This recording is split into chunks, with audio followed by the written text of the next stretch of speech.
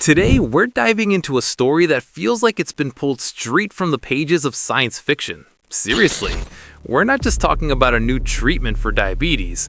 We're talking about a report out of Shanghai that signals a fundamental shift in what we thought was possible: the functional reversal of a chronic disease that was supposed to be a life sentence. Let's get into it. To really get what's at stake here, you have to look past the science for a second. Professor Kiefer's words really hit home.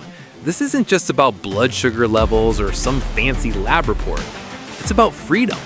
Freedom from a life that revolves around injections, constant monitoring, and the fear of what could happen next.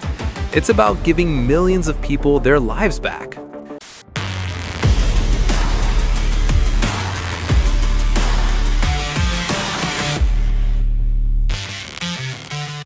So here's the big mystery we're unpacking. You have a patient who, for a quarter of a century, absolutely needed insulin just to survive. And now, they don't. They're completely insulin independent. For decades, this wasn't even considered a possibility. It was the stuff of dreams. But today, it's a real-life case study. So the question is, how on earth did they do it? To get that, we first have to understand the war they were fighting. Right, the unwinnable war. Because for millions of people, living with diabetes has been exactly that, a relentless, lifelong battle. It's a daily grind of trying to control a condition that never, ever sleeps, a fight against your own body. And the scale of the struggle, well, it's global. Right now, we're looking at an estimated 9 million people around the world living with type 1 diabetes. And that number, it's climbing, fast. Projections show it could soar to over 17 million by 2040. So this isn't some distant problem. It's a global health crisis that's getting worse, which makes finding a real cure more urgent than ever. For as long as we can remember, the whole game plan for diabetes has been about management, not a cure. And yeah, we've gotten a lot better at it, but it's still a life sentence of managing. The only thing that ever came close to a cure was a pancreatic islet transplant from a deceased donor. But there's a huge bottleneck. There just aren't enough donor organs to go around, leaving millions of people waiting for a solution that basically doesn't exist for them. But what if we didn't need donors? What if instead of just patching things up, we could actually rebuild what was lost? This is the promise of regenerative medicine. It's a revolution that's totally rewriting the rules, and it introduces the hero of our story, the stem cell. Okay, at the heart of all this are induced pluripotent stem cells, or iPSCs, and this is where the science gets truly mind-bending.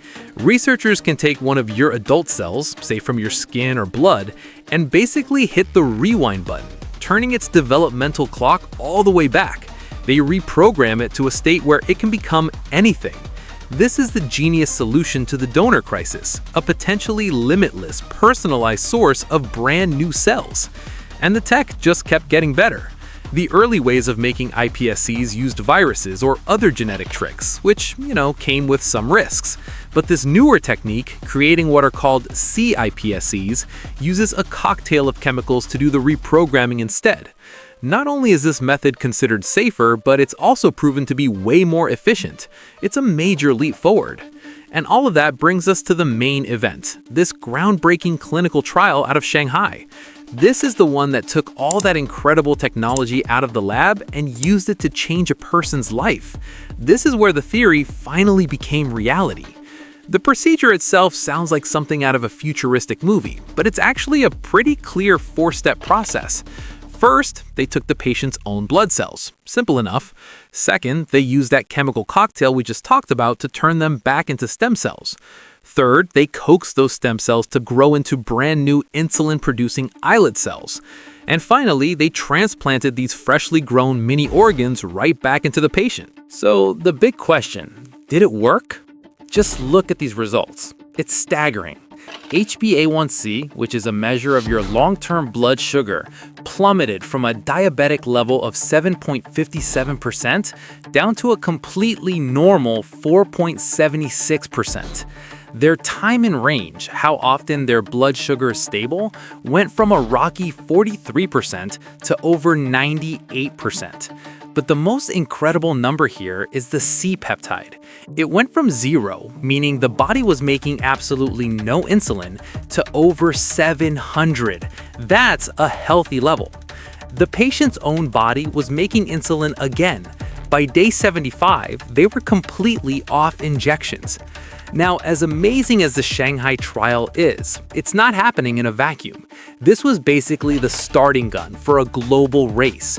You've got research teams and biotech companies all over the world pushing this technology forward. This isn't just one isolated event. It's the start of a whole new wave. Take a look at this data from Vertex Pharmaceuticals over in the US. Their VX-880 trial is using a really similar stem cell therapy, and they've also had some incredible success.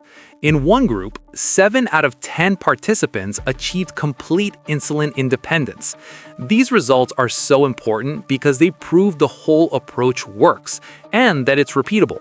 And it's not just a couple of companies. This table here, it shows just a fraction of the clinical trials that are happening right now, all across the globe.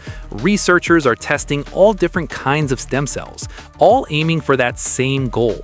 It's this massive, coordinated scientific push, and it's moving at an incredible speed.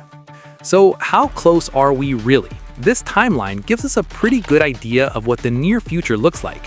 We're expecting major trial results as soon as 2025, regulatory submissions in 2026, and honestly, with China's fast-track approvals, these therapies could be available there as early as 2027. This isn't some far-off dream anymore. It is right on the horizon. Now, as exciting as all this is, we've got to be realistic. We have to temper that excitement with a dose of reality. Proving something works in one patient or even a dozen is a whole different ballgame from having a safe, affordable cure for millions. There are still some pretty big hurdles to clear. Okay, first and foremost is safety. You have to be sure these new cells won't form tumors. Then there's the original problem, immune rejection. How do you stop the body from just destroying the new cells the same way it destroyed the old ones? And beyond the pure science, you've got massive logistical problems like scalability and cost. How do you make this for millions of people without it being outrageously expensive? And finally, durability. Is this a one-time fix that will actually last a lifetime? These are the huge questions that researchers are tackling right now. So with all that in mind, the incredible breakthroughs and these daunting challenges, what does the future of diabetes actually look like? What's the endgame here? What is all this research driving towards? The holy grail of this entire field is what you see here, a universal, off-the-shelf product. Just imagine a therapy that doesn't need to be custom-made for every single patient. A mass-produced, universally compatible treatment that could be given to anyone without needing those harsh immune-suppressing drugs. It would be as simple as getting a shot, but as powerful as getting a whole new organ. And that brings us to our final thought. The whole conversation around this disease has fundamentally changed. The question is no longer if a functional cure for diabetes is possible. The evidence says it is. The real question now is just when will it be a reality for the millions of people who are waiting? And who will be next? Thanks for joining us.